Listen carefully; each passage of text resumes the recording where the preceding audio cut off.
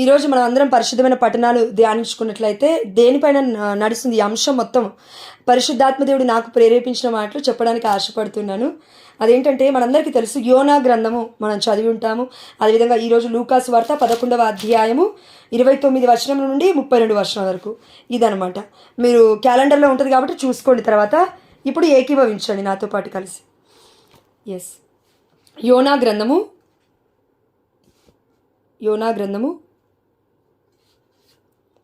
1వ అధ్యాయము, 2వ అధ్యాయము, 3వ అధ్యాయము, 4 అధ్యాయాలు ఉన్నాయి మొత్తము. అయితే ఈ 4 అధ్యాయాలు కూడా మనం చూసుకుంటే అండి ఒకటే దేవుడు ఏం చెప్తున్నాడంటే విధేయత. యోనాని దేవుడు పిలిచినప్పుడు యోనా ఏం చేస్తున్నాడంటే ఓవరాల్గా చెప్తానండి, నేను అర్ధగంట ఉంది కాబట్టి.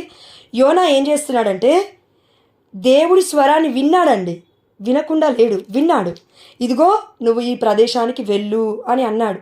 అన్నప్పుడు యోనా ఏం చేశాడంటే నాకు కాదులే, నేను చెయ్యనులే, నా వల్ల అవ్వదులే, నువ్వు కరుణామయుడవు, నువ్వు క్షమిస్తావు, కానీ ఇప్పుడు నన్ను పొమ్మంటావు, దాని తర్వాత నువ్వు వాళ్ళని శిక్షించవులే అనే ఒక అంశం 4వ అధ్యాయంలో చెప్తాడు దేవుడితో మళ్ళీ. కానీ ఏం చేస్తున్నాడు? దేవుడు చెప్పమన్న ప్లేస్కి, దేవుడు వెళ్ళమన్న ప్రదేశానికి వెళ్ళట్లేడు యోనా. మొట్టమొదటిగా దేవుడు పిలిచినప్పుడు చెయ్యమని చెప్పిన పనిని చేయనప్పుడు ఇదిగో ఈ వాక్యంలోకి మనం వస్తున్నాము, 3వ అధ్యాయంలోకి. మొట్టమొదటిగా దేవుడి స్వరాన్ని విన్నాడు యోనా. ఇక్కడ రెండోసారి చూడండి, 3వ అధ్యాయం 1వ వచనము. ప్రభువు వాణి, చూడండి, ప్రభువు వాణి అంటే దేవుడి స్వరము, వాణి అంటే. 2వ మారు యోనాకు ప్రత్యక్షమై, నీవు ఆ పెద్ద నగరమైన నినేవేకు వెళ్ళి నేను నీతో చెప్పిన సందేశమును ఆ నగర ప్రజలకు బోధింపుమని చెప్పెను. చూడండి, దేవుడు మనం ఏదైనా పరిచర్యకి వెళ్ళామనుకోండి, లేకపోతే ఒక ప్లేస్కి వెళ్ళామనుకోండి, తప్పుగా అనుకోకండి దయచేసి విన్న వాళ్ళందరూ కూడా. కొంతమంది మేము ఏమనుకుంటామంటే తప్పు లేదండి, రెండు అర్థాలు ఉన్నాయి ఇందులో. అదేంటంటే ప్రిపేర్ అవ్వాలి, ముందుగా సిద్ధపాటు చాలా ముఖ్యమైన అంశమే, అది ఒప్పుకుందాము. రెండవదండి, ఒక్కొక్కసారి ఎలాంటి సిచ్యువేషన్స్ వస్తాయంటే మనం ఎంత ప్రిపేర్ అయినా కూడా వాక్యము అక్కడికి వెళ్ళిన తర్వాత పరిశుద్ధాత్మ దేవుడు ఏమంటాడంటే ఇదొద్దు, ఇంకోటి మాట్లాడంటాడు. అంటే మనకు అర్థం కావాలి, పరిశుద్ధాత్ముడి యొక్క ప్రభావము మనకు అర్థం కావాలి. అక్కడ వాక్యం మొత్తం మారిపోతుందండి. మనం ఇంట్లో ప్రిపేర్ అయిన వాక్యం వేరు, అక్కడికి వెళ్ళి ఒక్కొక్కసారి చెప్తున్న వాక్యం ఇంకొక వేరేలాగా ఉంటుంది. ఎందుకు? ప్రిపేర్ అవ్వలేదా? ప్రిపేర్ అయ్యింది నేను, లేకపోతే మీరు, మనం వ్యక్తులం ప్రిపేర్ అయ్యాము. కానీ పరిశుద్ధాత్మ దేవుడు ఆల్రెడీ నిన్ను నన్ను ప్రిపేర్ చేస్తున్నాడు. లోపల ఆత్మస్వరూపుడు ప్రిపేర్ చేస్తున్నాడు. ఎలా? అక్కడ ఉన్న ఆత్మలను బట్టి, అక్కడ ఏ ఆత్మతో ఎలా మాట్లాడాలి అంటే మనుషులతో అండి, అక్కడ ఉన్న వాళ్ళతో ఏ ఆత్మతో ఎలా మాట్లాడాలి అని దేవుడికి తెలుసు. కాబట్టి కొన్ని విషయాలండి మనం వెళ్ళి అక్కడ మాట్లాడుతుంటే మనకి అసలు మెస్మరైజింగ్గా ఉంటుంది. నేనేనా మాట్లాడేది, అసలు ఏంటిదంతా? కొంతమందికి అయితే గుర్తు కూడా ఉండదండి. అనకండి, గుర్తు లేకుండా వాక్యం నువ్వు ఎట్లా చెప్తున్నావు అనకండి. If you are saying that word you are not depending on the holy spirit. ఒకవేళ నేను వాక్యం గంట ముందు, 2 గంటల ముందు, వారం ముందు ప్రిపేర్ అయ్యాను, ఇప్పుడు నేను అది పట్టినట్టు నేను చెప్తాను, పరిశుద్ధాత్మ దేవుడి యొక్క ప్రేరణ లేకనే చెప్తున్నాను అంటే కనుక అది పరిశుద్ధాత్మ అనబడదు. అది పరిశుద్ధాత్మ దేవుడు ఎలా నడిపించాలనుకుంటే అలా నడిపిస్తాడు. ఫర్ ఎగ్జాంపుల్, ఒక చిన్న ఎగ్జాంపుల్ చెప్తాను ఇక్కడ. పునీత అంతోని వారు, పాదువాపురి అంతోని వారు ఉన్నారు, మన పాలక పునీతుడు. పునీత అంతోని వారంట బాసాను తోముతున్నాడంట, గిన్నెలు తోముతున్నాడంట. ఒక పెద్ద ప్రోగ్రాంలో ఆ పక్కన కిచెన్ రూమ్లో ఉండి బాసాను తోముతున్నాడంట. నేను విన్నానండి, ఒక ఫాదర్ దగ్గర నుంచి విన్నాను, అది చెప్తున్నాను. బాసాను తోముతుంటే ఆ రోజు అక్కడ ప్రసంగించాల్సిన పెద్ద గురువు రాకపోయేసరికి అందరూ అడుగుతూ ఉన్నారంట, మీరు చెప్తారా వాక్యాన్ని, మీరు చెప్తారా వాక్యాన్ని, మీరు చెప్తారా వాక్యాన్ని అని. అప్పుడే ఎందుకో చేతులు ఇలా కడుక్కొని బయటకు వస్తున్న మన అంతోని వారిని, పునీత పాదువాపురి అంతోని వారిని అన్నారంట, మీరు వాక్యం చెప్తారంటే సప్పుడు చేయకుండా వెళ్ళారంట స్టేజ్ మీదకి. చెప్తాను, ఎక్కడుంది వాక్యము? హృదయములో ఉంది వాక్యము, బయట లేదండి. ఇప్పుడు ఫర్ ఎగ్జాంపుల్ నిన్నటి రోజున ఫాతిమా రెడ్డి అనే వాక్యం చెప్పినప్పుడు నేను సగం వరకు ఉన్నానండి, టు బీ ఫ్రాంక్ చెప్తున్నా. సగం తర్వాత ఒక అక్క కొంచెం బాధలో ఉంటే ఫోన్ చేశారు. నేను తనని ఎంత ఫోన్ కట్ చేసి వాక్యం మళ్ళీ 8:40 తర్వాత అనుకుంటా మళ్ళీ ఈ వాక్యంలోకి వద్దామనుకున్నా, ఆమె ఏడుస్తూ మాట్లాడుతుంది. సో అందుకని నేను కట్ చేయలేకపోయాను, సారీ, ఏమనుకోకండి. కాబట్టి నేను ఫాతిమా రెడ్డి అని నేను చెప్పిన వాక్యంలో నేను విన్నది నేను మళ్ళొకసారి గుర్తు చేస్తున్నాను. అదేంటంటే వాక్యము దొరకని రోజులు వస్తాయి, ఆహారము దొరకని రోజులు వస్తాయి, ఆధ్యాత్మికమైన ఆహారము. అప్పుడు బాధపడాలి మనం, అప్పుడు వ్యధని పొందాలి మనము. అంటే ఒకటండి, ఎన్నో ప్లేస్లలో పరిశుద్ధమైన గ్రంథం కూడా కాలిపోయింది. పరిశుద్ధమైన గ్రంథం కాలిపోకుండా ఉన్న ప్లేస్లు కూడా ఉన్నాయి. మనమైతే వెళ్ళి చూడట్లేం కదా ఆ ప్రదేశాలకి. కానీ మన హృదయము అంటే మన ఆత్మ కాలిపోదు కదా. ఈ శరీరము నిర్జీవమైనది కానీ ఆత్మశక్తివంతమైనది. అందుకే మన ఆత్మలో ఉంటుంది వాక్యము, శరీరంలో లేదండి. ఇప్పుడు నా బాడీ ఉంది, ఇప్పుడు చెయ్యి ఉంది, చేతి మీద రాసుకోవట్లేదు నేను వాక్యాన్ని, లోపట ఉంది అది. అంటే హృదయ పలకల మీద దేవుడు రాస్తున్నాడు. ఇదిగో ధర్మశాస్త్రాన్ని నా హృదయంపై లిఖించు తండ్రి అని దావీదు మొరపెడుతూ ఉన్నాడు, ప్రార్థిస్తూ ఉన్నాడండి. ఏ అధ్యాయం మర్చిపోయాను నేను. కాబట్టి హృదయ పలకల మీద రాసుకోవడానికి దేవుడు ఈరోజు మనల్ని పిలుస్తూ ఉన్నాడు. ఎన్ని రోజులు బైబిల్ అవును మన కళ్ళ ముందు ఉందండి. మనలో కొంతమంది అయితే బైబిల్ దుమ్ము కూడా పట్టి ఉంటుంది. బైబిల్ అయితే చదవని వాళ్ళం కూడా ఉంటాము. ఇప్పుడు చదవకు, రేపు ఏడుస్తావు, ఎల్లుండి ఏడుస్తావు, అవలోండి ఏడుస్తావు, కొన్ని రోజులు వస్తాయి ఏడుస్తావు, నిజంగా ఏడుస్తావు. అయ్యో వాక్యం చదివి ఉంటే అయ్యా నేను కనీసం గుర్తుపెట్టుకొని బట్టి తప్పులేదు, బట్టి చేసుకోవాలి, తప్పులేదండి. మీరు అనకండి అందరికీ పరిశుద్ధాత్మ దేవుడు అనుగ్రహం ఉంటుంది బట్టి పట్టుకుని, లేదు, బట్టి పట్టాలి, నో ప్రాబ్లం, తప్పులేదు. ఒకప్పుడు యూజ్ అవుతుంది మనకి. బట్టి బట్టి బట్టి బట్టి బట్టి బట్టి బట్టి బట్టి దేవుడు ఏదో ఒక విధంగా మనం యూజ్ చేసుకుంటాడు. ఇటు నాకు బట్టి చేత కాదు, ఇటు నాకు చదువు చేత కాదు, అటు పరిశుద్ధాత్మకి నేను లోబడను, ఇటు నా జీవితమే వ్యర్థము, ఇంకా మనం దేనికి లోబడాలి? ఇదిగో అండి మన కళ్ళ ముందుకు వచ్చి నీకు ఏది చేత కాదు అనే వ్యక్తుల కంటే నీకు ఏదైతే చేత అవుతుంది బట్టి పడతావు, పట్టు. ఎలా చదువుతావు వాక్యాన్ని చదువు, కానీ దేవుడికి విధేయత కావాలి. స్వరము వినలేకపోతున్నాడు యోనా. రెండవసారి దేవుడు పిలుస్తున్నాడు. ప్రభువా నీ రెండవ మారు యోనాకు ప్రత్యక్షమైంది. మనకి కూడా రోజు ప్రత్యక్షమవుతుంది. ఇదిగా బిడ్డలు చెప్తూ ఉన్నారు. నిన్నటి రోజున ఫాతిమా రెడ్డి అనే మొత్తం ఇదే వాక్యం చెప్పాడు. ఎంతోమంది జాయిన్ అవుతున్నారు, ఎంతోమంది వాక్యం చెప్తున్నారు. వినలేకపోతున్నాము, ఆలకించలేకపోతున్నాము, ఆలకించింది వినింది ఇదిగో ప్రవర్తించలేకపోతున్నాము. ఎవరి జీవితాలు ఫలదీకరముగా అంటే ఫలవంతంగా ఉంటాయి అంటే మన జీవితాన్ని బట్టి. ఫలం అంటే అండి ఇక్కడ ఎలా చెప్పాలి, అద్భుతాలని కాదండి. ఫలవంతమైన జీవితం అంటే అర్థము బైబిల్ చదువుతుంటే నాకు అర్థమైంది చెప్తున్నాను. మన జీవిత విధానం ద్వారా 10 మంది లేచారా, మనము జీవిస్తున్న జీవిత విధానం ద్వారా 10 మంది కదిలారా, పరిశుద్ధాత్మ చేత నింపబడుతున్నారా, పరిశుద్ధాత్మ చేత ఇదిగో వాళ్ళు నడపబడుతున్నారా. ఇదండి ఫలదీకరణం అంటే, పుష్పించడం అంటే. స్ప్రింగ్ టైం కదా ఇది, పిలిగ్రిమ్స్ ఆఫ్ హోప్, నిరీక్షణ కాలము. కాబట్టి దయచేసి అండి మనం దేవుడి స్వరాన్ని వింటున్నాం రోజు. ఎక్కడో మనం అనొద్దు నాతో దేవుడు మాట్లాడట్లేడండి, మరి ఇదేంటి వాక్యం ఏంటి, మరి వింటున్నాము దేవుడు మాట్లాడుతున్నాడు మనతో.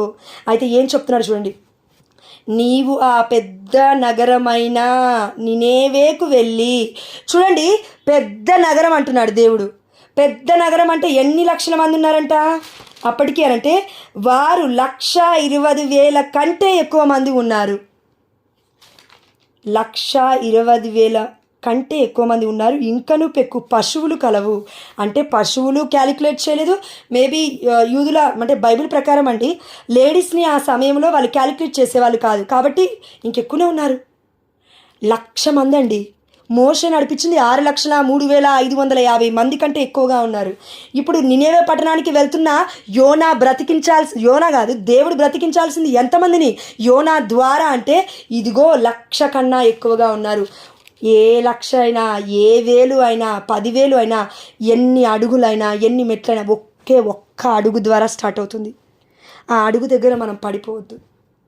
జాగరూకులమై ఉండాలి, నిరీక్షణ యాత్రలమై ఉండాలి. తప్పకుండా మన నిరీక్షణకి బహుమానం తప్పక దేవుడిస్తాడు. ఇది మనుషులు ప్రామిస్ చేయలేదు, దేవుడు వాగ్దానం చేశాడు పరిశుద్ధమైన గ్రంథంలో. కాబట్టి ఆ నగర ప్రజలకు బోధింపు. ఎందుకండి ఇంత పెద్ద ప్రవక్త యోనా ఎందుకు భయపడుతున్నాడు? ఎందుకు రెండోసారి వరకు ఆగుతున్నాడు? నేను చచ్చిపోవడానికైనా సరే ఇదిగో నన్ను తీసుకెళ్ళి మీరు సముద్రంలో పడేయండి, ఇది నా వల్లే వచ్చింది, ఈ తుఫాన్ నా వల్లే వచ్చింది, మీరు పడేయండి అంటున్నాడు. పడేసిన తర్వాత దేవుడు మళ్ళీ కాపాడుకుంటున్నాడు యోనాని. ఇదిగో చేపను ఆజ్ఞాపించాడు, చేప వెళ్ళి మింగేసింది. అంటే బ్రతికి ఉన్నాడు యోనా. ఎక్కడ? చేప గర్భములో. అదేవిధంగా ఈనాడు మనం అందరం గుర్తుపెట్టుకోవాలండి, శ్రమలు, కన్నీళ్ళు, బాధలు, నిట్టూర్పులు అన్నీ ఉంటాయి. మనం ఎక్కడ బ్రతికున్నాం? చేప గర్భములో. దేవుడికి అవిధేయత చూపిస్తున్నాము కొన్ని సమయాలలో, అందుకే బాధలు, అందుకే కష్టాలు. దేవుడు చెప్తున్నా ఇది కాదు. ఇప్పుడు ఫర్ ఎగ్జాంపుల్ అనుకుందామండి, నిన్నటి రోజున ఫాతిమా అనే వాక్యం చెప్పాడు. ఫాతిమా అన్న చెప్పాడండి, మొన్నటి రోజున అక్క చెప్పింది, నిర్మల అక్క చెప్పిందండి, లేదంటే జ్యోతి అక్క. వాళ్ళ ద్వారా నీతో నాతో మాట్లాడుతున్నది ఎవరమ్మా? విశ్వాసము లేకపోతే వాక్యం ఎలా ఫలిస్తుంది? ఇంత డైరెక్ట్గా దేవుడు మాట్లాడుతున్నప్పటికీ కొంతమంది ఏమంటారండి, కొంతమంది సారీ ఏమనుకోకండి అక్క, దయచేసి తప్పుగా అనుకోకండి, మాకు ఈరోజు ప్రార్థన చేసి రేపు ఇది అవుతుందో లేదో చెప్పండి. ఇది నిజంగా విశ్వాసం అంటారా అండి? పరీక్ష అంటారా? నీ దేవుడైన ఇదిగో సాతానుని యేసుప్రభువు అంటున్నారు, శోధించకు, నీ దేవుణ్ణి శోధించకు, వెళ్ళి ఆరాధించు అంటున్నాడు సాతానుని యేసయ్య. ఇప్పుడు మనలో ఉన్నాడు సాతాను. దేవుని శోధిస్తున్నాము, దేవుని పరీక్షిస్తున్నాము. నేను ఈరోజు ఇంటర్వ్యూకి వెళ్ళినా రేపట్లోపు వస్తుందా లేదా అండి జాబు? రేపట్లోపు కన్సీవ్ అవుతానా లేదా అండి? రేపట్లోపు నేను కింద పడతానా మీద పడతానా అండి? రేపట్లోపు నా ఇల్లు కట్టబడుతుందా అండి? రేపట్లోపు నాకు ఎంతెంత పెద్ద అది ఎట్లా అండి, ఇంకా డిఫరెంట్ కోరికలు అండి మనకి. ఏంటి ఇది ప్రార్థన అంటారా? అనరు. ఇదిగో యోనా అవిధేయత మొట్టమొదటిగా చేశాడు, కానీ రెండవసారి ఎందుకు దేవుడి యొక్క స్వరాన్ని విని పెద్ద నగరమైన నినేవే పట్టణానికి వెళ్తున్నాడంటే, శ్రమ రాకపోతే వినడండి, నినేవే పట్టణానికి వెళ్ళలేడండి. శ్రమ వచ్చింది. ఎలా వచ్చింది శ్రమ? చేప గర్భంలో 3 రోజులు ఉన్నాడు. ఏం చేస్తున్నాడంట? నేను ఓవరాల్గా చెప్తానండి. చేప గర్భంలో ఉన్నప్పుడు ఇలా ప్రార్థిస్తూ ఉన్నాడు యోనా. 2వ అధ్యాయం మొత్తం ఇదే ఉంటుంది. యోనా గ్రంథం 2వ అధ్యాయం యోనా ప్రార్థన. ఏం చేస్తున్నాడంటే, అయ్యా నన్ను కాపాడు, అయ్యా చేప గర్భం నుండి నిన్ను మొదలు పెడుతున్నాను, అయ్యా నేను పాతాళం లోకము నుండి నిన్ను మొరపెడుతున్నాను, నిన్ను ప్రార్థిస్తే నువ్వు నా ప్రార్థన వింటావు, నా వేడుకోలుని ఆలిస్తావు. ఇలా ఉంటాయండి మన ప్రార్థనలు బాధలు ఉన్నప్పుడు. అదే హ్యాపీగా ఉన్నప్పుడు ఒక్కరం కూడా దేవుడి దగ్గరికి రాము. యోనా అందుకే చేప గర్భంలో ఉన్నాడు కాబట్టి, నీవు నన్ను కడలోనికి విసిరివేసితివి, సముద్ర గర్భమున పడవేసితివి, ప్రవాహములు నన్ను చుట్టుముట్టెను, నీ మహాతరంగములు నా మీదికి పొర్లి వచ్చెను, నీవు నన్ను నీ సమక్షము నుండి బహిష్కరించితివని నీ పవిత్ర మందిరమున నేను మరలా కంటితో చూడనని నేను తలంచితిని. జలములు నా గొంతు వరకు వస్తున్నాయి, నన్ను ముంచేస్తున్నాయి, సముద్రము నన్ను మృంగేసింది, నేను నా తలకు ఇదిగో నాచు నా తలకు చుట్టుకొనెను. నాచు అంటే చేప ఆహారం ఏంటండి? నాచు. ఇంకొన్ని అందులో ఉంటే తింటుంది కదా చేప. అంత పెద్ద చేప కడుపులో ఉన్న యోనా ఏం చూస్తున్నా అంటే నిద్రపోట్లాడండి మనలాగా, ప్రార్థిస్తున్నాడు. ఆ యొక్క చేప గర్భం నుండి 3 రోజులు, ఒక్కరోజు అని లేదు ఇక్కడ, 3 రోజులు చేప గర్భంలో ఉన్నాడు. కట్ చేస్తే 3వ అధ్యాయంకి వచ్చేసరికి నినేవే పట్టణానికి బయలుదేరాడు. అంటే అండి మనకు కొన్ని సందర్భాలలో ప్రార్థనన్నా నేను చేయను, కానీ సావనన్నా వస్తాను, కానీ నేను ప్రార్థన చేయను. సావనన్నా వస్తాను కానీ నేను ఉపవాస ప్రార్థన చేయను. చచ్చిపోనన్నా చచ్చిపోతాను కానీ నేను ఇదిగో తగ్గను. చచ్చిపోతాను కానీ నేను క్షమాపణ అడగను. చచ్చిపోతాను కానీ నేను కన్ఫెషన్కి, పాప సంకీర్తనకి వెళ్ళను. ఇదండి మన జీవితం, ఆధ్యాత్మికమైన జీవితం. ఎందుకు ఇదిగో ఈ యొక్క మన యోనా వలె ఒక్కసారి దేవుడి పిలవగానే ఎందుకు పలకలేకపోతున్నామంటే, గర్వము, అహంకారము, చూద్దాములే, డిలే, తర్వాత చేద్దాములే, ఇది కాకపోతే వచ్చే సంవత్సరంలో. ఎవరు చెప్పారు? ఓ అవివేకి, ఈ నైటే నీ ప్రాణం పోతే ఏం చేస్తావు? దేవుడు చెప్తున్నాడు ఈ మాటని. ఆ నాచు తన తలకు అంటుకుంటుందంట, చేప ఆహారం. చేప ఉపవాసం చేయట్లేదు, కానీ చేప గర్భంలో ఉన్న యోనా మాత్రం ఉపవాసం చేయాల్సిన గడియలు వచ్చాయి. నువ్వు నేను కూడా లెంట్ సీజన్ అంటే, తపస్కాలం అంటే ఈ 40 రోజులు మాత్రమే గడియ కాదండి. ఈ 40 రోజులు మాత్రమే కాదు. పరిశుద్ధమైన గ్రంథంలో యేసుప్రభుని 40 రోజులు ముగిసిన తర్వాత సాతాను వచ్చి శోధించను అనుంది.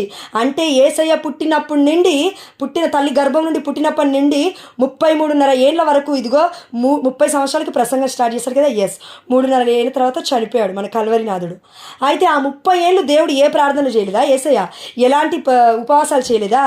అంత పెద్ద కదా మన యేసయ్య. 30 ఏళ్ళు అంటే అప్పటి వరకు పరిశుద్ధమైన జీవితాన్ని జీవించలేదా? అప్పటి వరకు సాతాను శోధనే రాలేదా? అప్పటి వరకు నిట్టూర్పులే విడవలేదా? అప్పటి వరకు పాప జీవితాన్ని పడిపోతున్నప్పటికీ లేవలేదా? పాపాన్ని అంటకుండా దేవుడు జయించలేదా? సాతాను కేవలం ఆ 40 రోజులు ఏం పీడించట్లేదు. 40 రోజుల తర్వాత కాదు, బ్రతికి ఉన్న దినములన్నీ ఆల్రెడీ దేవుడు లెక్కించినాడు. సింహము ఇదిగో గర్జించు సింహము వలె ఎవరిని మృంగుదునా అని సాతాను చూస్తున్నాడు. నీలాగా నాలాగా సాతాను నిద్రపోడండి, మెలుకొని ఉంటాడు, ఇలా చూస్తుంటాడు. ఏ విధంగా అయితే సింహము పొంచి ఉంటుందో జింకని ఇదిగో బలి తీసుకోవడానికి, తన పంటికి తగిలిందంటే ఇంకా అంతే అని, దాని పని అయిపోయింది జింక పని. అదే విధంగా మెడ పట్టేస్తుంది, పట్టి చీల్చేస్తుంది. మన యొక్క ఆధ్యాత్మికమైన జీవితము, మన యొక్క శరీరము కూడా దుర్బలంగా ఉంది, లేదంటే ఆత్మ కూడా దుర్బలంగా ఉందంటే దానికి కారణము మనం ప్రార్థించలేకపోతున్నామనే అర్థం. ఇది మనం గుర్తుపెట్టుకోవాలి. కాబట్టి ఉపవాస ప్రార్థనలు మనల్ని ఏమీ కిందికి నెట్టయ్యవు. ప్రార్థన ఎక్కువగా చేయడం ద్వారా మనం ఏమీ నీరసం వచ్చేసి కళ్ళు తిరిగి ఏం పడిపోము. మన అపోహలు అంతే. ఈరోజు నేను ఈ టయానికి నేను తినకపోతే నాకేమన్నా అవుతుందేమో, తినక ముందు పొద్దున నేను 3 గంటలకు స్టార్ట్ చేసినప్పుడే ఈరోజు నేను తినకూడదు కదా, ఎప్పుడన్నా ఏమన్నా అవుతుందేమో అనే ఆలోచన మనకి. ఈరోజు నేను ఇక్కడికి అక్కడికి నడవద్దు కదా, నా కాలికి ఏమన్నా అవుతుందేమో అనే ఆలోచన మనకి. ఎలా ఉంటుందంటే ముందుగానే ఫిక్స్ అయిపోతాం మైండ్లో మనం, ఈరోజు ఇది జరగబోతుందేమో. ఎవరు చెప్పారు నీకు నాకు? పరిశుద్ధాత్మ దేవుడు చెప్తే కదా నమ్మాల్సింది మనం. కాబట్టి చేప గర్భములో ఉన్న యోనా మొరపెడుతూ ఉన్నాడు. ఏమైంది చివరికి చూద్దామా? 10వ వచనం 2వ అధ్యాయము. అంతటా ప్రభువు చేపను ఆజ్ఞాపింపగా అది యోనాను ఒడ్డున వెళ్ళగ్రక్కెను. చూడండి, ఇక్కడ వాక్యం క్లియర్గా సెలవిస్తుంది. దేవుడు చేపను ఆజ్ఞాపించాడు, ఇది చెయ్యి చేప అన్నాడు. చేప ఏం చేసింది? చేసింది. యోనాని మాత్రం దేవుడు చేయమన్నప్పుడు చేయలేకపోయాడు. అంటే ఇక్కడ చేప గొప్పదా, యోనా ప్రవక్త గొప్పవాడా? చేపనే గొప్పది కరెక్ట్గా మాట్లాడాలంటే. దానికి స్వరం ఉండదు మాట్లాడడానికి, మనుషులతో మాట్లాడలేదు. అందుకే కదండి పునీత అంతోని వారు వచ్చి ప్రసంగం చెప్తున్నప్పుడు జనాలందరూ ఈ బోధనలు మేమేమి వింటాంలే అని అనుకున్నప్పుడు చేపలు నదిలో నుండి పైకి పెట్టి వాటి తలలను ఇదిగో నిగ్గర పొచ్చుకొని ఇదిగో చూస్తూ ఉన్నాయంట, వింటూ ఉన్నాయంట, వేగిరపడి చెవులను నిక్కబరుచుకొని. చేపలు సముద్రంలో ఉన్న చేపలండి అవి. సముద్రంలో ఉన్న చేపలకి చెవుల, సముద్రంలో ఉన్న చేపలకి మనస, సముద్రంలో ఉన్న చేపలకి హృదయం కదులుతుందా? అవి వింటాయా? మనము ఒక నదికి వెళ్ళి చూడండి, మీరు చేపలు అటు ఇటు వెళ్తుంటాయి, గ్యాలాలు వేస్తారు, కొట్టుకుంటాము, తీసుకొచ్చుకుంటాము, కోస్తాము, తినేస్తాము వండుకొని. ఆ చేప దేవుడి మాట వింటుందా? మరి ఏంటి ఇంత పెద్దగా ఉన్నాం మనం? చేప కంటే చాలా పెద్దగా ఉన్నాం. మనం ఎందుకు మాటలు వినలేకపోతున్నాం? కాబట్టి చేప గొప్పదా, యోనా గొప్పవాడా అంటే కరెక్ట్గా చెప్పాలంటే యోనా కాదు, చేపే గొప్పది. ఎందుకంటే ముందుగా దేవుడి స్వరాన్ని విని విధేయించింది చేపనే కానీ యోనా ప్రవక్త కాదు. రెండవసారి దేవుడి యొక్క వాణిని వింటున్నాడు యోనా. అయితే విన్న తర్వాత ముగిస్తానండి, 10 నిమిషాలు. యోనా ప్రభు ఆజ్ఞ శిరసా వహించి నినేవేకు వెళ్ళెను. ఇప్పుడు శిరసా వహిస్తున్నాడు. ఫస్ట్ ఏం చేశాడు? వహించలేదు, విధేయత లేదు, అవిశ్వాసము, అవిధేయత. రెండోసారి అంటే శ్రమ వస్తే కానీ అర్థం కాలేదు దేవుడి యొక్క గొప్పతనం. ఇప్పుడు విధేయిస్తున్నాడు. ఎందుకు విధేయించాడు? చేపనే చేసింది, నేను చేయకపోతే ఎట్లా అనుకున్నాడేమో. మేబీ తన ఆత్మస్వరము పరిశుద్ధాత్మదేవుడు ప్రేరేపించాడేమో. వస్తున్నాడు, పెద్ద నగరానికి కదిలాడు. అయితే ఆ పట్టణము చాలా పెద్దది, దానిని దాటిపోవుటకు 3 నాళ్ళు పట్టును. పరిశుద్ధమైన గ్రంథంలో 3 అంటున్నామంటే అండి, మొట్టమొదటిగా 3 అనేది నిత్యమైనది. పితా పుత్ర పరిశుద్ధాత్మ వారికి ముగ్గురికి గుర్తుగా ఉంది. అదేవిధంగా ఏమంటామండి, యేసుప్రభుల వారు చనిపోయి తిరిగి లేచింది ఎప్పుడు? 3వ రోజున. అందుకే యోనా కంటే, ఇక్కడ చూడండి లూకాసు వార్త 11వ అధ్యాయము 32వ వచనము, యోనా కంటే గొప్పవాడు ఒకడు ఇచ్చట ఉన్నాడు. 29వ వచనము, యోనా చిహ్నము కంటే వేరు ఒకటి మీకు అనుగ్రహింపబడదు, ఎందుకంటే ఈ తరము దుష్టమైనది, ఇది ఒక గురుతును కోరుచున్నది. ఇంకేం కావాలి మీకు? ఇంకేం గుర్తులు కావాలి? నేను బ్రతికాను ఈ లోకంలో, 2000 సంవత్సరాలు ఈ లోకంలోకి వచ్చాను మరియ తల్లి గర్భం నుండి. యెషయా గ్రంథం 7వ అధ్యాయం 14వ వచనం ఇలా సెలవిస్తుంది. మళ్ళొకసారి చదువుతాను నుండి. సరే వినుడు, ప్రభువే మీకు ఒక గుర్తును చూపించును. ఏ గుర్తు చూపించాడు? యువతి గర్భము ధరించింది, ఇదిగో అమ్మ మరియ తల్లి కనింది, ఆ కుమారునికి ఇమ్మానుయేలు పేరు పెడతారని ముందే చెప్పాడు కదా దేవుడి వాక్యము. ఈ గుర్తు ఆల్రెడీ యెషయా చెప్తున్నాడు. మళ్ళీ ఇంకేం గుర్తు కావాలి మీకు అని అడుగుతున్నాడు ప్రజల్ని దేవుడు యేసయ్య. అయితే మళ్ళీ చెప్తున్నాడు, ఈ తరము దుష్టమైనది. ఎంత చెప్పినా అర్థం కాదు. చెవులున్నా వినలేరు, హృదయం ఉన్నా ఆలకించలేరు, ప్రవర్తించలేరు కూడా. కాబట్టి యోనా కంటే గొప్పవాడు ఇక్కడ ఒకడున్నాడు. అతని పేరెవరు? మనుష్య కుమారుడు, మన యేసయ్య, మన మెస్సయ్య. కాబట్టి యేసయ్య మనల్ని కాపాడడానికే వచ్చాడు. హృదయ పరివర్తన చెందుకుంచుకోమంటున్నాడు. కానీ ఈరోజు ఒక వండర్ఫుల్ వర్డ్ అండి, పరిశుద్ధాత్మ దేవుడు ప్రేరేపించాడు. ఫాదర్ అక్కడ వాక్యం చెప్తుంటే చెప్తాను. అతడు నగరమున, 3వ అధ్యాయం 4వ వచనము, యోనా గ్రంథము. అతడు నగరమున, ఎవరు? యోనా నగరమున ప్రవేశించి ఒకరోజు ప్రయాణము చేసి, చూడండి, ఒకరోజు ప్రయాణము చేసి, కరెక్ట్గా వినండి వాక్యము, ఇక్కడ 3 నాళ్ళు పట్టును ఆ నగరానికి దాటడానికి, ఆ పట్టణానికి వెళ్ళడానికి, దానిని దాటిపోవుటకు అని చెప్పిన దేవుడి యొక్క పరిశుద్ధమైన గ్రంథంలో ఉన్న వాక్యము 3 నాళ్ళు పడుతుందన్నాడు ఆ నగరానికి వెళ్ళడానికి. కానీ ఇక్కడ యోనా అతడు ఆ నగరమున ప్రవేశించి ఒక్కరోజు ప్రయాణము చేసెను. ఒక్కరోజే ప్రయాణం చేశాడు. అంటే ఏం జరిగిందంటారు? 2 రోజులు ఏమైపోయిందంటారు? ఎక్కడ కక్కింది ఆ చేప? దేవుడు ఎక్కడ కక్కమంటే అక్కడ కక్కింది. ఎవరిని? యోనాని. అంటే ఆ పెద్ద నగరానికి దగ్గరగా తీసుకెళ్ళి కక్కమని చెప్పాడు దేవుడు. ఎవరికి? చేపకి. 2 రోజులు తగ్గించాడు ప్రయాణాన్ని దేవుడు. అదేవిధంగా మనము కూడా కానా దేశానికి వెళ్ళాల్సిన ఇజ్రాయెల్ ప్రజలు గొనుగుళ్ళు సనుగులతోటి 4 రోజుల్లో వెళ్ళాల్సిన 40 ఏళ్ళు పట్టింది. ఇక్కడ యోనా 3 రోజుల్లో నువ్వు పెద్ద నగరాన్ని దాటి నువ్వు వెళ్ళాలి అని చెప్పిన యేసయ్య రెండోసారి దేవుడి యొక్క వాక్యానికి, దేవుడి యొక్క మాటలకి విధేయించిన యోనాని చూసి, అయ్యో నా బిడ్డ చేప కడుపులో నుండి 3 నాళ్ళు మొరపెట్టాడే, ఉపవాసం చేశాడే, నా బిడ్డకి రెస్ట్ కావాలని దేవుడు ఆలోచించాడు. కాబట్టి ఇదిగో 3 నాళ్ళు పట్టకుండా ఒక్క రోజులో ప్రయాణము చేసి 40 దినములు ముగియగానే నినేవే నాశనమగునని ప్రకటించెను. 2 రోజులు ఎక్కడ మింగేలేదండి. దేవుడు కాపాడుకున్నాడు తన బిడ్డని. ప్రయాణంలో అలసిపోకుండా అలా లేవనెత్తాడు. ఫర్ ఎగ్జాంపుల్, ఇక్కడ ఒక ఎగ్జాంపుల్ చెప్తాను. మన జోసెఫ్ తంబి గారు ఉన్నారు. పరిశుద్ధమైన గ్రంథంలో ఇథియోపియా ఉద్యోగి దగ్గరికి వెళ్ళిన ఫిలిప్ గారు ఉన్నారు కదా. మన గాస్పల్లో సువార్తలలో ఉంటుంది. ఇథియోపియా ఉద్యోగి దగ్గరికి వెళ్ళిన ఫిలిప్ గారు యెషయా గ్రంథం చదువుతున్నారు. ఆ సాయానికి వారు చదువుతున్నప్పుడు అందులో ఎక్కి కూర్చున్నారు వెహికల్లో. దాని తర్వాత జ్ఞానస్నానం ఇచ్చాడు ఇథియోపియా అనే ఉద్యోగికి. ఎవరు? మన ఫిలిప్పి గారు. ఇచ్చిన తర్వాత ఏమవుతుందంటే దేవుడి ఆత్మ ఫిలిప్పిని తీసుకొని ఇంకొక ప్లేస్లో పెట్టాడని ఉంటుందండి. ఆ వర్డ్ని మర్చిపోయాను, ఆ నేమ్. ఒక ప్రదేశంలో పెట్టాడు అని ఉంటుంది. అంటే ఏం జరిగింది అక్కడ? పరిశుద్ధాత్మ చేత ఎత్తబడ్డాడు, తీసుకెళ్ళి ఆ ప్రదేశంలో పెట్టాడు దేవుడు. అదేవిధంగా నేను భయపడాల్సిన అవసరం లేదు. పరిస్థితులు దేవుడు మారుస్తాడు. పరిస్థితుల్ని ముందుకు తీసుకెళ్తాడు. భయపడుతున్నావా? బాధపడుతున్నావా? వామ్మో ఇంకెన్ని రోజులు బ్రతకాలో నేను, వామ్మో ఇంకెన్ని రోజులు చేయాలో ఈ పరిచర్య, వామ్మో ఇంకెన్ని రోజులు నాకు ఈ బాధలో అని అనుకుంటున్నావా? ముందుకు జరుపుతాడు దేవుడు. ఆమేన్, హల్లెలూయా. కానీ విశ్వసించాలి మనం. ఆనాడు పునీత జోసెఫ్ తంబి గారు 2 ప్లేస్లలో ఒకే సమయంలో ఉండేవారంట. అదేవిధంగా మన పునీత పాడ్రేపియో గారు కూడా ఒక్క ప్లేస్లో కాదు, 2-3 దివ్య బలి పూజలలో ఉండేవాళ్ళంట. ఎవరు? మన పునీత పాడ్రేపియో గారు. నేను విన్నానండి కొన్ని హిస్టరీలలో. అంటే ఏం జరుగుతుందండి ఇక్కడ? ఆత్మ అలా చేస్తుంది, పరిశుద్ధాత్మ. ఇది మనం నమ్మట్లేము. అందుకే మన కుటుంబాలలో మనం ఆత్మలో ఎదగలేకపోతున్నాము, ఇంకా బలంగా దేవుని ప్రార్థించలేకపోతున్నాము, నిరసించిపోతున్నాము మన జీవితంలో. కాబట్టి ఒకటి గుర్తుపెట్టుకుందాము. యోనాని ఏ విధంగా అయితే దేవుడు 3 నాళ్ళు ప్రయాణం చేయాలన్నాడు, కానీ ఒకే రోజులో తీసుకువెళ్ళి కూర్చోబెట్టాడు. ఎంత గొప్పవాడండి మన తండ్రి. నీడని కూడా ఇస్తున్నాడు యోనాకి, రెస్ట్ తీసుకోమని. దాని తర్వాత ఇంకా చాలా అంశాలు ఉన్నాయి. అయితే చివరిగా దేవుడు మనకేం చెప్తున్నా అంటే, ఇదిగో ఏ విధంగా అయితే యోనా మొట్టమొదటిగా అవిధేయత చూపించాడు, కానీ దేవుడు తన కృప చొప్పున ఒక శ్రమ ఇచ్చినప్పటికీ దాన్ని ఎదుర్కొని ముందుకు వెళ్ళాడు. అదేవిధంగా మనమును వెళ్ళాలి, కానీ యోనా వలె ప్రార్థించాలి, నిద్రపోవద్దు. చేప కడుపులో ఉన్నాను కదా, ఇంకా చచ్చిపోయానులే అని మన శ్రమలు కూడా అలానే ఉంటాయి. నీళ్లు గొంతు వరకు వచ్చేస్తున్నాయి, నాచు మొత్తం తల మీద ఉండిపోయింది, ఇంకా అసలు సమయం లేదు. చీకటిగా ఉంటుంది కదండి చేప గర్భము. తల్లి గర్భం ఎలా ఉంటుందండి? తల్లి గర్భం ఎలా ఉంటుంది? లోపల ఉంటే తెలుస్తుంది. యాక్చువల్లీ నాకు తెలిసైతే చీకటిగానే ఉంటుంది. అందుకే కదా దేవుడు అంటాడు, ఇదిగో వెలుగు కలుగునుగాక అంటే వెలుగు పుట్టెను. యేసయ్య పుట్టినప్పుడు ఏమంటున్నాం మనం? వెలుగు పుట్టింది ఈ లోకానికి అంటే చీకటి ఉంది తల్లి గర్భంలో. కానీ మరే తల్లి గర్భంలో అది లేదు.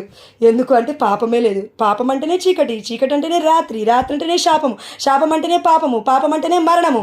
అన్ని పాపం ద్వారానే వచ్చాయి కదా. కాబట్టి పవిత్రంగా మనం జీవించడానికి ప్రయాసపడితే దేవుడు తప్పకుండా మనకు సహాయం చేస్తాడు. అండ్ వండర్ఫుల్ వర్డ్ అని చెప్పాను కదా, అది ఇక్కడికి వచ్చాను చూడండి. 5వ వచనము, నినేవే పౌరులు దేవుని మాట వినిరి. ఇది మనకు కావాల్సింది. ఇక్కడ ఇదిగో ఒక్కరోజు ప్రయాణం చేసి వచ్చిన మన యోనా గారు అంటున్నారు, 40 దినములు ముగియగానే నినేవే నాశనమగునని ప్రకటించను. 1 2 3 4 5 5 వాక్యాలు లక్షల జనాభాని కదిలించింది. మీరు అనుకోవచ్చు మనం కూడా మారుతున్నాం కదండి. వాళ్ళు అన్యులండి అక్కడ ఉన్న వాళ్ళు. నినేవే పట్టణ పౌరులు ఎవరు? నాకు తెలిసి అశ్షురు సిరియన్లా ఏమో, నాకు ఎగ్జాక్ట్గా గుర్తులేదు. అశ్షురులు అనుకుంటాను. వాళ్ళు చూడడానికి చాలా పెద్దగా ఉంటారంట అండి, పర్సనాలిటీ. వాళ్ళని చూస్తేనే భయపడిపోవాలంట, అంత ఘోరంగా ఉంటారు ఆ జనాలు. వాళ్ళ అన్యులు, పేగన్స్. అంటే యావే ప్రభు ఎవరో తెలియదు వాళ్ళకి. అసలు యావే అంటే ఎవరో తెలీదు. సీనాయి కొండ మీదకి వచ్చింది, మాట్లాడింది, ఇవన్నీ వాళ్ళకి తెలీదు. ఇవన్నీ వాళ్ళు చూడలేదు. మోషేతో పాటు వాళ్ళు నడవలేదు. ఈ యొక్క ప్రజలు ఎవరు? నినేవే పట్టణ ప్రజలు. వీరందరూ అన్యులు. అయితే ఇప్పుడు వీళ్ళు ఏం చేస్తున్నారంటే, నినేవే పట్టణ ప్రజల దగ్గరికి వచ్చిన యోనా గారు 40 రోజులు బోధించలేదు. ఒక్క మాట చెప్పాడు, 5 వాక్యాలు. 40 దినములు ముగియగానే నినేవే నాశనమగునని.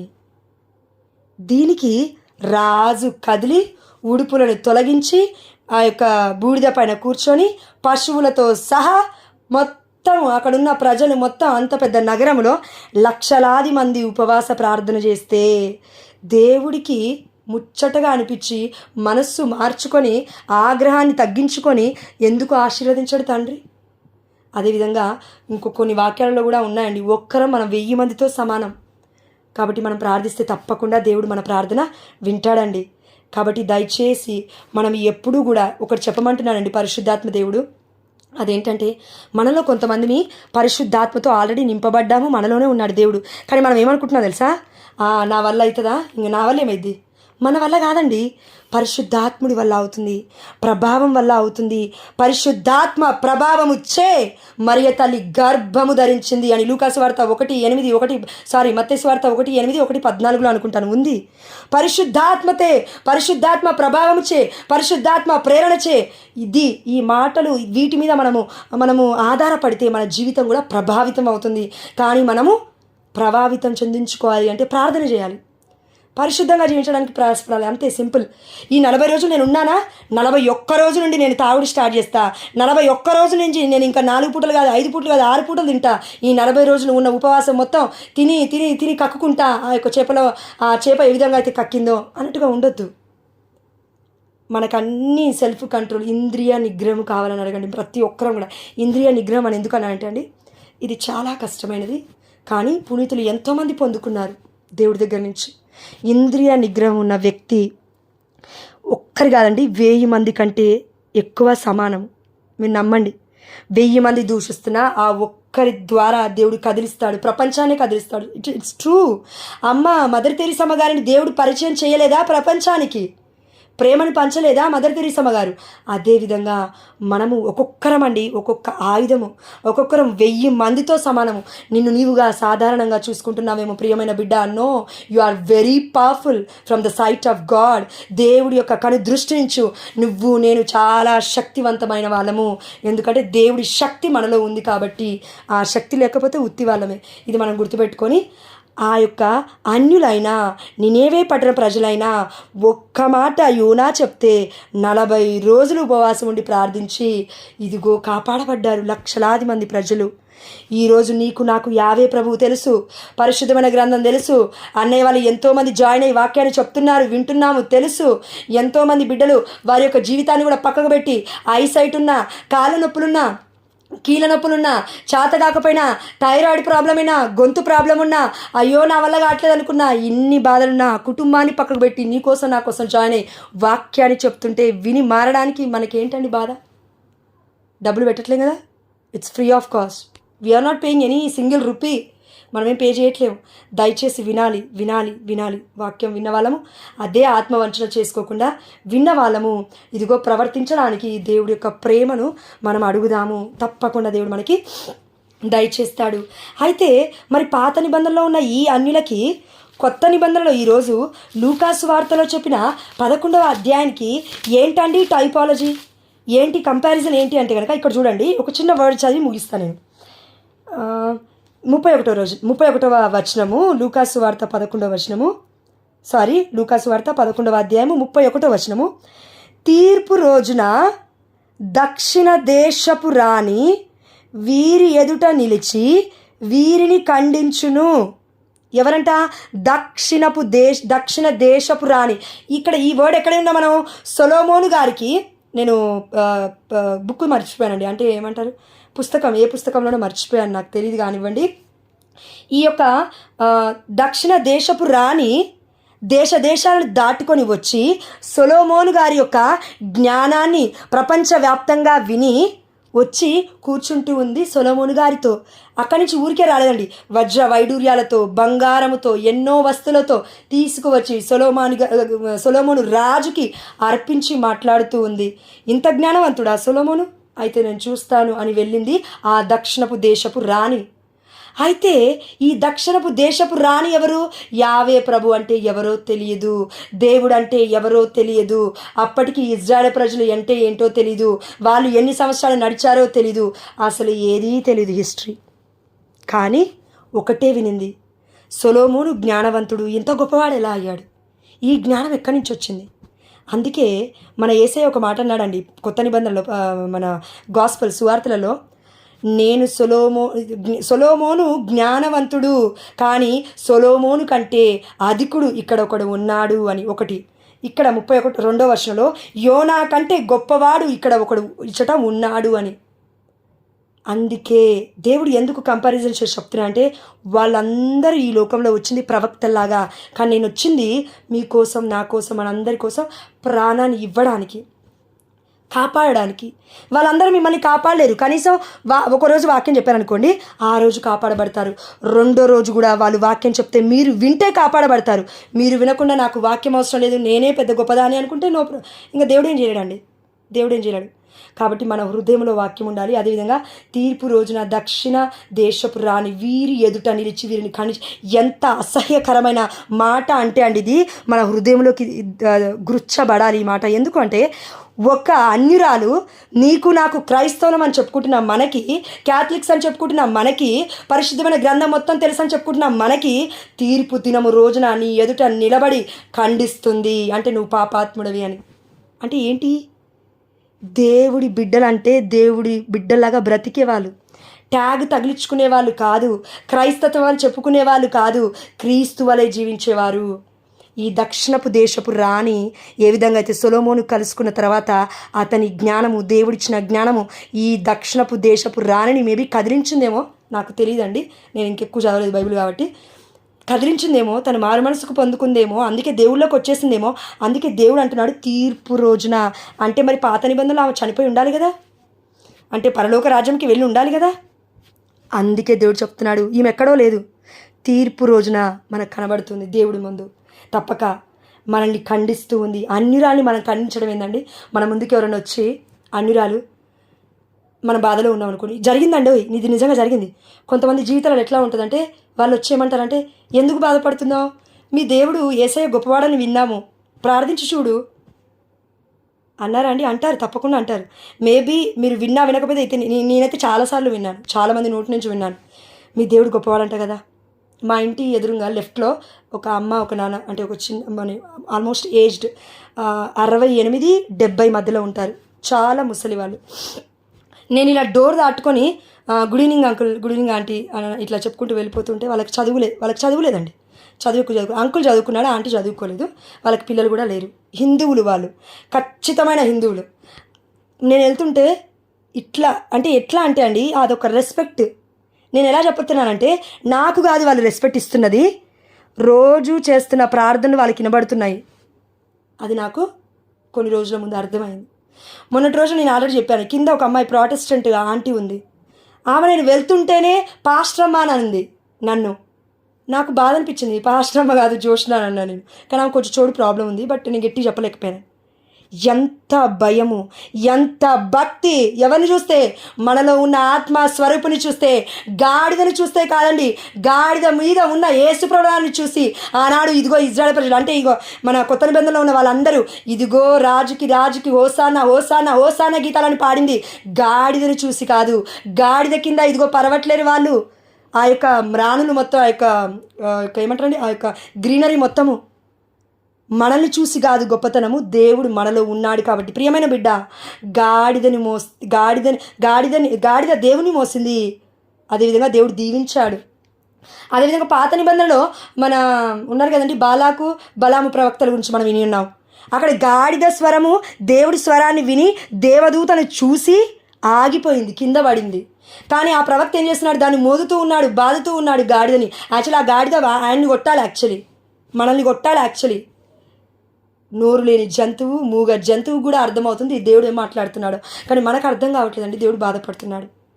కాబట్టి దేవుని అడుగుదాము, అయా దక్షిణపు దేశపు రాణి అనిరాలు, అక్కడ ఉన్న నినేవే పట్టణ ప్రజలు అన్యులు ఒక్క మాట చెప్తే మారుతున్నారయ్యా. మాకేంటి తండ్రి, మరి ఇన్ని సంవత్సరాల నుంచి మేము బ్రతుకుతున్నాం, ఇన్ని సంవత్సరాల నుంచి మేము ఉన్నాము, కానీ ఏంటయ్యా మా జీవితాలు మారట్లేదు. 31వ వచనంలో చివరిగా అండి, ఇదిగో ఏలైనా ఆమె అంటే దక్షిణ దేశపు రాణి, ఆమె సొలొమోను విజ్ఞాన వాక్కులు వినుటకై దిగంతముల నుండి వచ్చెను. ఇదిగో ఆ సొలొమోను కంటే అధికుడు ఇచ్చట ఉన్నాడు. ఇక్కడ కూడా వాక్యం ఉంది, దీన్ని చూడలేదు యాక్చువల్లీ. చూడండి, దిగంతముల నుండి తను వచ్చిందంటే రాష్ట్రాలు దేశాలు దాటుకొని దేవుడి యొక్క బిడ్డ జ్ఞానవంతుడంట ఎవరో చూద్దాము అని నిండు చేతులతో బంగారం మొత్తం తీసుకొని వస్తుంది బుట్టలల్లో. మనం కన్నతలైన కథోలిక శ్రీ సభకు వచ్చి బుట్టలలో ఫ్రూట్స్ లేకపోతే మన 10వ వంతు ఇవ్వాలంటే బుట్టలు కాదండి, మనకి చిన్న చిన్న ప్యాకెట్లు కూడా సరిపోవు. మళ్ళీ ఏమనంటే దాన ధర్మాలు చేస్తాం బయటికి పోయి 40 రోజులు. ఎవరికి కావాలండి మన దాన ధర్మాలు? దేవుడికి కావాలా? దేవుడు అంటున్నాడు, నీకు ఇచ్చిన ప్యారిష్, నీకు ఇచ్చిన కన్నతలైన కథోలిక శ్రీ సభ, నువ్వు ఎక్కడున్నావు అక్కడ చెయ్యమ్మా, దానం చేయి. దానం కాదు యాక్చువల్గా చెప్పాలంటే, దేవుడిని మనం దొంగలించకూడదు. దేవుడికి ఇవ్వాల్సింది మనం ఇవ్వాలి 10%. ఇది మీరు విన్నప్పుడు బాధ అనిపించుండొచ్చు, ప్రాటెస్టెంట్ చెప్పినప్పుడు బాధ లేనప్పుడు కన్నతలైన కథోలిక శ్రీ సభే కాదు, పరిశుద్ధమైన గ్రంథంలో మలాకీ గ్రంథం 3వ అధ్యాయం 10వ వచనంలో 4వ అధ్యాయంలో ఉంది. మరి వాక్యమే కదా అది. నేను ధర్మశాస్త్రాన్ని కొట్టివేయడానికి రాలేదు, సంపూర్ణ మనర్చడానికి వచ్చాను అని దేవుడు అన్నప్పుడు తప్పకుండా 10వ వంతు కూడా ఇవ్వాల్సిందే, తప్పకుండా ఇవ్వాల్సిందే. నేను ఇవ్వడం మానేసేమనేమో, దేవుడు అందుకే దివ్యవానికి పే చేయమన్నాడు. ఆమె నాలుగు ఇది గొప్ప సాక్ష్యం. అయ్యా ఈ రోజుని బట్టి మీకే సమస్త ఘనత మహిమ ప్రభావములు చెల్లిస్తూ భూ దిగంతముల వరకు నీకు సాక్షులమై ఉండే కృపను దయచేవా నాయన. మా స్వార్థం కోసం కాకుండా, మా సెల్ఫ్ సెంటర్నెస్ కాకుండా, అయా మా యొక్క సెల్ఫిష్నెస్ కోసం కాకుండా, అయా ఇదిగో తండ్రి మమ్మల్ని మేము సెల్ఫ్ ప్రైజింగ్, మమ్మల్ని మేము పొగుడుకోకుండా, ఆత్మస్థుతి లేకుండా నా తండ్రి మిమ్మల్ని స్తుతించి ఆరాధించే భాగ్యాన్ని మా అందరికీ దయచేయమని, ముఖ్యంగా నాకును నా కుటుంబ సభ్యులకి, అయా నా భర్తకి ఓపికని దయచేయి, అయా నా భర్తకి శక్తిని దయచేయి, ఈ కుటుంబాలలో ఉన్న బిడ్డలందరి యొక్క భర్తలకు కూడా మంచి మనస్సుని దయచేయమని ఆమె మరియ తల్లి మధ్యస్థ ప్రార్థన ద్వారా అద్భుతాల పునీత ప్యాడ్రేపియో, అద్భుతాల పునీత అంతోని వారి, అదేవిధంగా పీటర్ అండ్ పాల్ మధ్యవర్తిత్వ ప్రార్థన ద్వారా మేము అడిగినవన్నీ పొందుకున్నామని యేసు నామములో విశ్వసిస్తున్నాము మా ప్రియ పరలోకపు తండ్రి. ఆమేన్.